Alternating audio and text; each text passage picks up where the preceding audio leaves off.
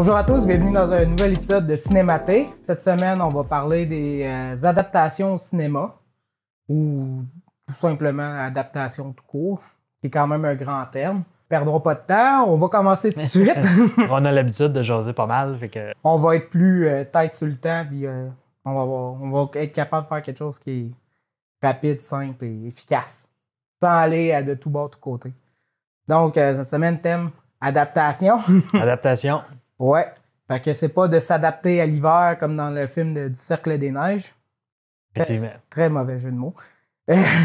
Puis, j'aimerais ça commencer par parler de comme définir un peu le mot adaptation. C'est quoi pour toi une adaptation, Steve? Ben, c'est quelque chose qui est inspiré. Ben, je dis quelque chose. Un film ou une série qui est inspiré d'un livre, d'une bande dessinée. Ça peut être d'autres films aussi.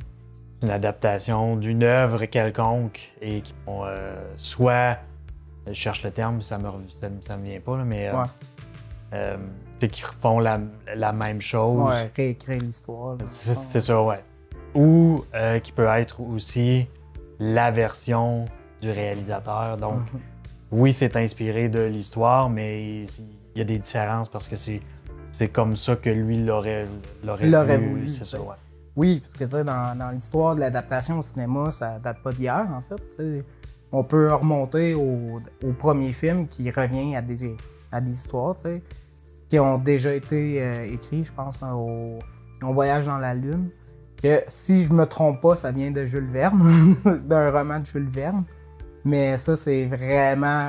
ça se peut que je me trompe, ça se peut que j'aille l'air un peu... à dire n'importe quoi, mais... Moi, ça, vite fait, je me souviens pas. Il y a le Tour du monde en 80 jours, puis 20 milieux sous les mers. Oui, puis depuis le début genre du cinéma parlant aussi, il y a beaucoup d'histoires qui viennent de romans. Puis, faut aussi se rappeler que dans les premières catégories qu'il y a eu aux Oscars, il y a toujours eu le meilleur scénario adapté qui vient de... Puisque, on raconte souvent les mêmes histoires. Puis, à passer au film controversé qui a battu tout plein de records pendant des années, Autant n'emporte le vent, Gone with the Wind, qui vient d'un roman, en fait. Puis, on revient aux années 30, dans le fond, en parlant de ce film-là. Mais l'adaptation, c'est quelque chose qui n'est pas juste au cinéma, en fait. Il y a beaucoup de romans qui s'inspirent d'histoires qui ont déjà été racontées. Comme quand je pense à Tristan et Isolde et Roméo et Juliette, je ne vais pas dire lequel des deux qui vient en premier, mais de mémoire, c'était Roméo et Juliette. Tristan et Isolde, c'était la même... Ça reprend un peu la même histoire d'amour impossible entre deux clans qui peuvent pas s'aimer, en fait. Donc l'adaptation, c'est pas nouveau. Ça a toujours été fait, mais aujourd'hui, au cinéma, on voit les meilleurs films. Les 10 films qui ont fait le plus d'argent sont souvent des adaptations d'une histoire ou une suite de quelque chose qui existe déjà. Quand on pense aux films qui ont fait le plus d'argent au box-office, il y a Titanic qui reprend l'histoire du bateau qui a déjà coulé, qui est une adaptation d'un événement réel. Il y a Avengers Infinity War et Endgame qui vient d'un comic book. La plupart des histoires de super-héros, des films de super-héros sont tous inspirés. Il y a des différences. C'est là où souvent les puristes vont chialer. C'est que c'est pas pareil comme dans la BD. Exact. Mais on le sait, pour en avoir écouté plusieurs qui sont inspirés de livres ou de BD, c'est presque impossible de faire exactement ce qui est dans le livre parce que, ça ferait des films de 8 heures. Puis deux, des fois, la technologie n'était pas là pour permettre de faire exactement la même chose. L'autre exemple que je voyais aussi, c'était les films de Disney. Ouais. Les plus anciens, les plus vieux. Ouais. Les premiers, c'est ça, les Blanche-Neige, les... Pinocchio. C'est ça, qui sont inspirés des contes de Grimm, qui est beaucoup plus violent que ce que Disney pouvait faire. Eux, ils ont repris l'histoire parce que l'histoire était bonne, puis ils l'ont adapté pour faire des histoires pour avec enfants. Disney, c'est ça, ils ont pu adapter à un public plus jeune des histoires qui étaient vraiment plus violentes. Comme on pense à La Reine des Neiges, qui est l'un des plus grands succès de Disney, la Reine des Neiges est méchante, en fait. Le personnage de Elsa, c'est la méchante de l'histoire, en fait. Que quand tu regardes le vrai conte, on est vraiment loin de ce masterpiece. Chef-d'œuvre. Exact. C'est là que ça amène à l'idée de histoire et récit, qui sont en fait deux notions complètement différentes. Souvent, on les confond en disant qu'une histoire et un récit, c'est la même chose. Mais une histoire, c'est ce que tu peux résumer dans ce que tu consommes, ce que tu regardes ou ce que tu lis en une phrase. Et le récit, c'est qu'est-ce qui se passe dans l'histoire pour que ce soit ça. Si je prends un exemple de Last of Us, que j'ai parlé un peu la semaine passée, et que j'ai réécouté la série pour pouvoir en discuter aujourd'hui. Dans le jeu vidéo et la série, c'est l'histoire d'un homme qui apporte une fille d'un point A au point B. C'est ça l'histoire. Il n'est pas la première fois qu'on raconte une histoire comme ça. Puis le récit, c'est un homme qui vient de perdre sa fille, réapprend à être un père pour une jeune fille en faisant la traversée des États-Unis dans un monde post-apocalyptique. Tu sais, tu peux raconter les deux de même, mais ça va pas être la même chose. Le récit c'est là que les différences vont revenir. C'est là que dans l'adaptation, on va aller changer les choses, en fait. Parce que l'histoire va pratiquement toujours être la même, en fait. Ouais. Puis, c'est comme dans Avenger, dans Infinity War, tu sais. Ça vient d'Infinity Gauntlet, de la bande dessinée. Puis, c'est ça, c'était Thanos qui voulait les pierres d'infini. Puis on a réadapté ça en une histoire plus courte, bien sûr. Puis on est allé changer un peu dans le récit. Fait que c'est pas les mêmes événements qu'on voit, c'est pas les mêmes choses. Même chose pour Civil War aussi. Que Civil War, c'était l'idée de démasquer les héros, d'envoyer un nouveau contrat. Fait que les super-héros devraient de dévoiler leur identité secrète.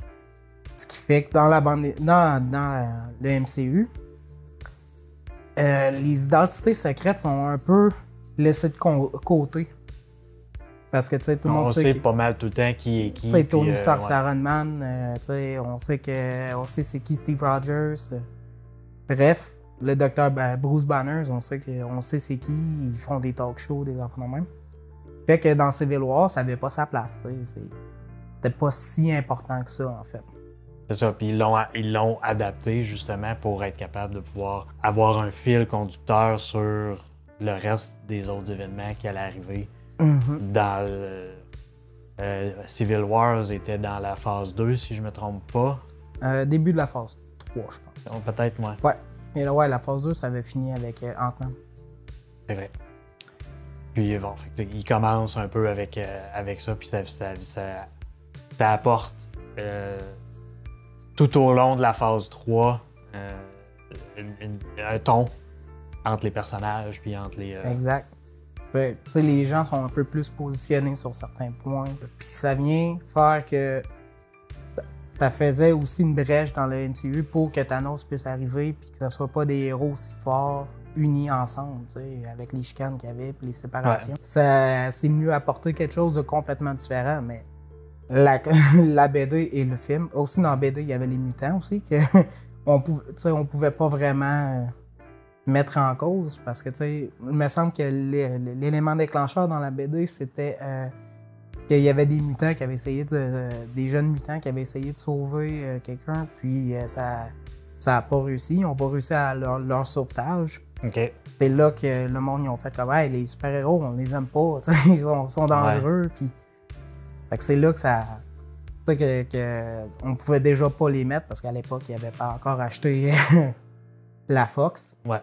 Mais c'est ça, dans l'adaptation, tu essaies de t'arranger avec ce que tu as en ce moment. T'sais. Puis The Last of Us, quand ils ont réalisé cette série-là, c'est que le jeu vidéo est tellement iconique pour l'univers du jeu vidéo. Ce qui fait que quand tu arrives pour adapter un tel récit, on se demande si ça valait la peine de le faire, en fait. Parce que, tu sais, l'histoire, le jeu est tellement parfait que beaucoup de gens me disaient, si le jeu est si parfait, pourquoi l'adapter? Ce qui vient en cause avec... Ben, pour les fans, Ouais. pour les personnes qui ne jouent pas, il y en a plusieurs qui jouent pas les jeux vidéo, mais qui sont fanatiques de films. Fait que si l'histoire est bonne, pourquoi pas ne pas la raconter visuellement, puis qu'on ait, que t'aies la même expérience que dans le jeu sans jouer vraiment. Là, oui, juste écouter. Tu sais, c'est un jeu qui est très narratif. Dans le fond, les cinématiques, tu peux les skipper si tu veux les skipper, là, mais moi, je préfère ne pas les passer parce que les cinématiques sont tellement incroyables en termes de mise en scène, d'éclairage, de thème, de ce que l'histoire raconte, parce que tu veux savoir qu'est-ce qui se passe. Donc, Last of Us, c'est un jeu qui est comme un long film. Mais, t'as pas... tu sais, le fait de jouer te rend plus embarqué dans l'histoire. Ce qui fait que, quand ça a été en adaptation, ça a été un gros dilemme. Dans les premiers... les premières tentatives de vouloir l'adapter, ils ont voulu faire un film. Ça avait parlé d'avoir un film avec Sam Raimi, tu sais. Au début, là. C'était des rumeurs, mais c'était pas encore annoncé pis tout. Pis ça a comme... Ça a comme un peu tombé à l'eau parce que l'équipe de Naughty Dog qui font le jeu était trop concentrée sur le deuxième jeu. Quand ils ont passé à l'adaptation, une affaire qui était complètement différente de plusieurs adaptations de jeux vidéo, qui est aussi un grand curse, en fait. C'est vraiment... Il n'y a pas eu d'adaptation de jeux vidéo qui était assez fidèle pour les fans de jeux vidéo. Quand on pense à Mario Bros de 93. Ouais, ça n'existe pas, ça. Ah ouais? OK. Ça devait être un rêve, d'abord. Quand on repense à des adaptations de jeux vidéo où il y avait aussi... il y avait les Lara Croft aussi. Ouais. Il y a eu, plus récemment aussi, un peu avant. Ouais, c'est une bonne question, ça. C'est pas mal dans les mêmes temps, mais je sais pas lequel est arrivé avant, les Uncharted. Le film Uncharted? Ouais. Ah, il y en a juste un? Ouais. Ouais. Lui est sorti il y a 3 ans. Ça fait pas si longtemps que ça. Ouais. Il est sorti... Last of Us, c'est un petit peu après, si je me trompe pas. Ouais. C'est sorti en 2022. 2023, à l'hiver. Fait que quand ça avait sorti, Last of Us a fait comme OK, fine, on va voir de quoi ça va avoir de l'air. Mais ils ont l'équipe de Naughty Dog, eux autres, qui font les jeux Uncharted en passant. Et ils ont décidé d'embarquer dans la production de la série. Parce que le réalisateur Neil Druckmann du jeu, lui, il est vraiment très attaché à sa série Last of Us. Puis, il a embarqué dans la création de la série. Puis, il voulait vraiment que ça soit très fidèle au jeu. Fait qu'on a genre les personnes qui ont fait le jeu vidéo qui sont en cause là-dedans. On voit même aussi les acteurs principaux qui font Ellie et Joel dans la série. Que je vais pas dire qu'est-ce qu'ils font parce que c'est dans la fin de la série qu'on les voit un peu plus. Puis j'ai vraiment pas envie de spoiler cette émission-là. Ça fait à part les 3 premiers. Ça fait pas si longtemps que ça, fait que c'est peut-être pas tout le monde qui l'a vu. Puis, ouais. Puis je vais surtout pas parler du deuxième jeu. Parce que le deuxième jeu, il va y avoir une deuxième saison un jour. Possiblement. Puis oui, ça a été annoncé. Il y a même les acteurs qui jouent, des acteurs qui ont été annoncés. Puis anyway, on parlera pas, je vais pas parler de la fin de la saison 1, ni de la saison 2. Parce que c'est ça, c'est des spoils un peu graves que genre, ça, on m'avait spoilé. Peut-être que j'aurais pas été content. Peut-être. Mais bref. Dans la série, je vais parler des 3 premiers épisodes parce qu'on a réussi à adapter la pandémie de Cordyceps qui est quand même une série qui est sortie après une pandémie. Ouais. On a réussi à l'adapter en changeant un peu les principes de base du jeu. Parce que dans le jeu, ce qui arrive avec les cordyceps, c'est qu'ils garochent un peu... Comment on appelle ça? Des spores en français?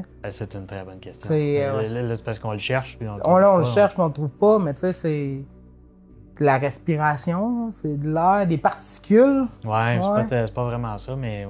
Ça ressemble, tu sais... Dans le fond... Des gouttelettes. Des gouttelettes, ouais. Ouais. Bref, les infectés dans le jeu garochent... polluent l'air ambiant. Fait que, genre... Premièrement, tu tombes super infecté si tu le respires. Si tu respires suffisamment, tu vas tomber infecté. Et tu risques de mourir, en fait, si tu restes trop longtemps là-dedans. Puis dans la série, ils ont enlevé ça.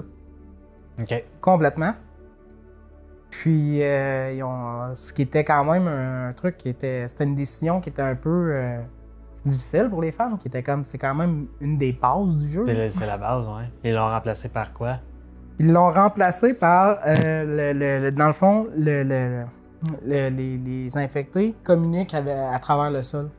Parce que, tu sais, dans le fond, le sol est rempli de champignons. Tu sais, il y a toujours les champignons, ils continuent de grandir sur les murs et tout ça. Mais aussi, le champignon rentre sous terre, qui fait que des fois, quand tu vas piler sur une racine de champignon, ben, les infectés vont savoir qu'il y a eu un mouvement là. Ils vont aussi savoir que la personne n'est pas infectée parce que le champignon ne va pas détecter de cordyceps dans le corps humain.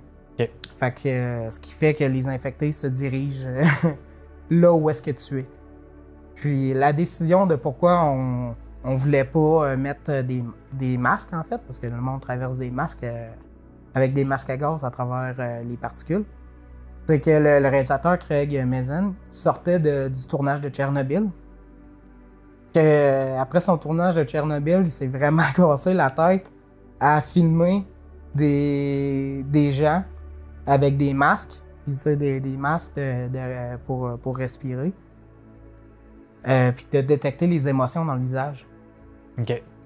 Fait que là, il a sorti l'idée à Neil Druckmann que, ah ouais, j'aimerais ça qu'on enlève les spores. Puis en même temps, c'est traverser tu sais, on sortait d'une pandémie, fait que les masques, il allait avoir un lien facile à faire, tu sais. Ouais. Fait que dans le fond, Last of Us, ça a sorti sans sport, puis ça l'a très bien sorti. Comme maintenant, tu trouves ça encore plus intense parce que faut que tu fasses attention où ce que tu marches, parce qu'il peut en avoir n'importe où. Ouais, c'est ça. Ça donne un défi de plus, genre, comme ça. Mais ouais. Puis c'est ça. Fait que dans le fond, le premier épisode, c'est dans le deuxième épisode qu'on voit ça, qui apporte cette nouvelle idée-là, que j'ai trouvé vraiment intéressante, parce que quand tu passes d'un médium à un autre, faut que tu changes beaucoup d'éléments. Fait que ça, c'est des preuves qu'il y a des éléments qui peuvent emmener une adaptation à devenir plus élevée que où est-ce qu'elle était déjà. Il y a aussi des personnages qui changent complètement. Je pense à Bill et Frank, que c'est deux personnages que tu croises dans le jeu. Tu les croises parce que Bill, il y a une ville au complète à lui. Puis il y a des pièges partout. Fait qu'il faut que tu fasses attention aux pièges quand tu joues dans le jeu, puis tu vas aller rejoindre Bill. Puis Bill, il vit tout seul, puis il est très, très, très, très grossier, arrogant, limite méchant. ouais. Mais tu sais, il est là pour t'aider. Puis là, ils ont refait le jeu. En faisant le film, ils ont pris le troisième épisode pour faire un épisode complètement sur lui. Et Frank, qui était son partner dans la ville. Et tu sais, dans le jeu, c'est comme un peu... tu le vois jamais, Frank. Tu le vois une fois, tu vois juste son cadavre. Parce que tu le retrouves à un moment donné, puis il est décédé. Parce qu'il s'est fait mort. Mais là, à la place, ils ont fait, dans la série, ce qu'ils ont décidé de faire, c'est de consacrer un épisode complet à Bill et Frank. Parce que les deux et tout, c'est suggéré qu'ils sont un couple homosexuel. OK. Puis dans le jeu. Mais dans la série, ils sont allés comme, ah ouais, tu sais, on les fait vivre ensemble, puis on leur montre leur bonheur. Puis il y a des scènes qui viennent apporter quelque chose dans l'émission pour son propos, parce que tout le long du jeu et de la série, c'est des séries puis un film, c'est une série puis un jeu sur l'amour. Puis avoir changé cet épisode-là, avoir fait un épisode complet sur cette relation-là, vient soutenir le propos sur beaucoup de petits éléments. Comme Frank, à un moment donné, il va faire pousser des fraises. Ça, c'est un petit moment de joie, parce que là, c'est la première fois qu'il voit des fraises après toutes ces années. Puis, ils vont manger une fraise, puis ils vont être heureux. Puis, c'est comme les petits plaisirs de la vie, malgré tout ce qui se passe dans cet univers-là. On montre le positif là-dedans. C'est un peu comme quand on parlait la semaine dernière de Le Cercle des Neiges, où est-ce que, tu sais, malgré tout ce qui se passe, tout le monde est en train de mourir, là, parce qu'il meurt de faim, mais il trouve le moyen d'être en gang, puis de faire des poèmes, puis de rire, puis de, tu sais, fait ça.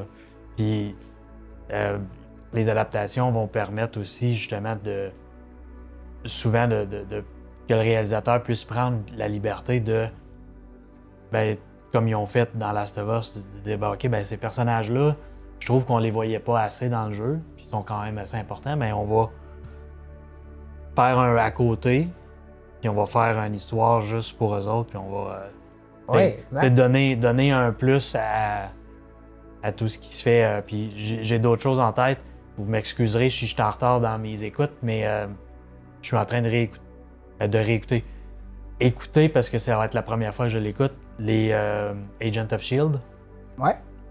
Puis, en fouillant un petit peu, je me suis rendu compte que la saison 5 et 6, il me semble que c'est ça, 5 et 6, ou 6 et 7, parce que les 2 dernières saisons se passent pendant le blip du MCU. Fait que si on a juste écouté les films et qu'on n'a pas écouté les Agents of S.H.I.E.L.D., ces 2 séries-là, on sait pas, on sait un peu ce qui s'est passé dans le blip parce qu'on se l'est fait raconter, mais le 5 ans que tout le monde a perdu, on l'a perdu nous autres aussi, là, techniquement dans les films. Là. Mais ça, j'ai hâte d'être rendu là parce que ça va venir appuyer tout ce qui s'est passé dans... Puis tu sais, on va peut-être faire des liens, parce qu'on a vu tous les autres films, là. Oui. Mais tu sais, là, on va peut-être pouvoir faire des liens avec tout ce qui s'est passé, puis dire, OK, c'est ça. Ouais. Là, j'ai hâte d'être rendu là. Mais il y a des séries comme ça que, tu sais, on va venir te rajouter du contenu. Tu sais, comme, mettons, Agents of S.H.I.E.L.D., c'est une adaptation de la bande dessinée du S.H.I.E.L.D., mais c'est vraiment plus comme sur celui du MCU. Mais tu sais, comme en écoutant ça, ça vient te ramener ça vient te donner des informations que tu n'as déjà pas, que tu as manqué. Hein, parce que il n'y a pas eu de série encore à part Agents of S.H.I.E.L.D. dans le blip. C'est quand même une grosse perte pour les héros. Là. Y a-tu des adaptations, toi, que tu as en tête qui ont été vraiment bien faites? Ben, c'est un peu... je pense que ça va être difficile pour moi de juger comme ça parce que je suis pas quelqu'un qui lit beaucoup, voire même à peu près pas. Ben, sur des livres ou sur des bandes dessinées, ça va être un peu plus difficile. Au niveau des jeux, il y en a beaucoup plus les derniers qui se sont faits.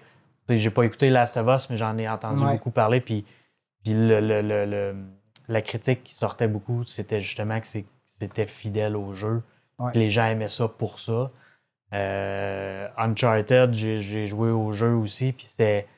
Tu sais, j'ai trouvé que c'était quand même assez bien fait par rapport au jeu. Ouais. Moi, j'ai été surpris. Et les Lara Croft, ça peut être un peu mitigé. C'est pas... Même les jeux, je veux dire, les histoires étaient pas à tout casser, là. Fait que je me dis, pour les films, c'était quand même popé aussi. Les derniers qui sont sortis, il y en a-tu juste un? Dans les nouveaux, pas ceux avec Angelina Jolie, là. Oui, il y en avait eu un il n'y a pas si longtemps que ça. C'est ça. Lui, personnellement, lui, il s'appelait juste Tom Rider, je pense. Ouais, c'est ça. Lui, personnellement, est meilleur que ceux de Angelina Jolie. Ouais. Sinon, c'est ça. Ça va être surtout, surtout ceux de jeux qui vont être. C'est Mario Bros qui est sorti récemment. C'est probablement un des derniers adaptés de jeux vidéo. Moi, dans les livres, j'ai pas lu beaucoup. Moi non plus, je suis pas quelqu'un qui lit beaucoup là, de romans, là, en fait. J'ai lu pour un cours de littérature où est-ce qu'on parlait justement d'adaptation. Il fallait qu'on lit un roman et qu'on fasse une analyse là-dessus. Moi, j'ai pris le roman Requiem for a Dream. Est-ce que tu as déjà vu ce film-là? Retour à Brooklyn en français. Il me semble que oui. Avec Jared Leto, puis il y a aussi Wade Wyan, je pense. Ouais. Ouais, je suis pas certain, mais ça me semble que oui. Dans le fond, c'est un film qui parle de la consommation, en fait. Puis on voit ces trois personnages qui chutent face à la consommation. C'est le personnage principal qui est joué par Jared Leto. Lui, c'est un grand consommateur de drogue, d'héroïne, en fait. Puis t'as le personnage de Marlon Wayne, que lui, c'est... Ouais, c'est ça, Marlon Wayne? Ouais. Le nom va être écrit ici. Son personnage, lui, lui c'est l'argent.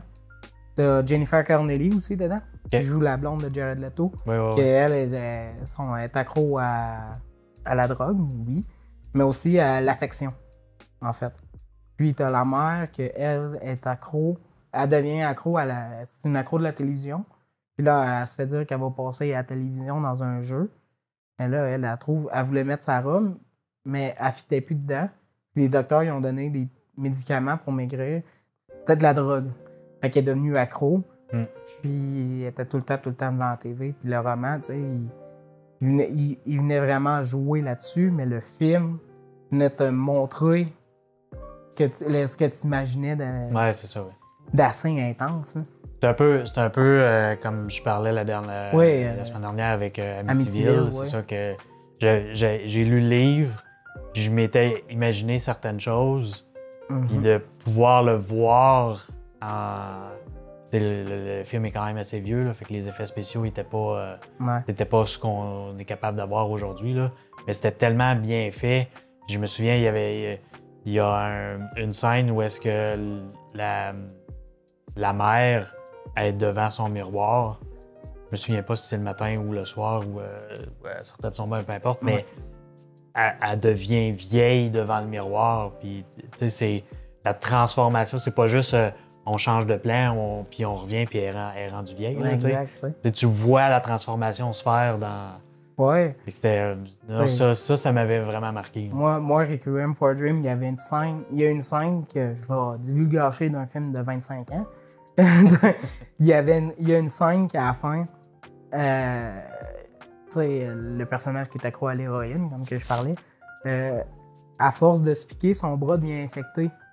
Mais tellement infecté, il devient noir. T'sais, comme dans le roman, ça disait comme ouais, tu sais.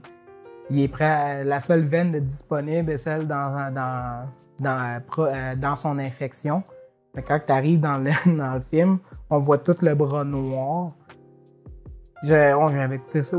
On l'avait écouté en plus dans un de mes cours de philo, puis il y avait du monde qui était sous le t'imagines pas nécessairement de. Tu sais, c'est des trucs comme ça que tu t'imagines pas voir. T'as jamais vu, t'as jamais connu, fait que tu le sais pas, ça a l'air de quoi, un bras infecté ou. Exact. Ou tu vas t'imaginer des choses, mais tu sais, eux probablement ont peut-être fait un peu plus de recherche, puis. Les bras infectés, trop piqués, ben c'est comme ça que ça devient. Le bras meurt, puis il devient tout noir. Puis... Sur cette finalité-là, c'est déjà le tout pour aujourd'hui. La question qu'on a cette semaine, c'est parlez-nous un peu de votre adaptation que vous trouvez le plus fidèle, que vous aimez le plus ou votre plaisir coupable, en fait. Puis, on va finir sur cette note positive de bras infectés. On se revoit la semaine prochaine. Exactement. Merci, au revoir. Bye.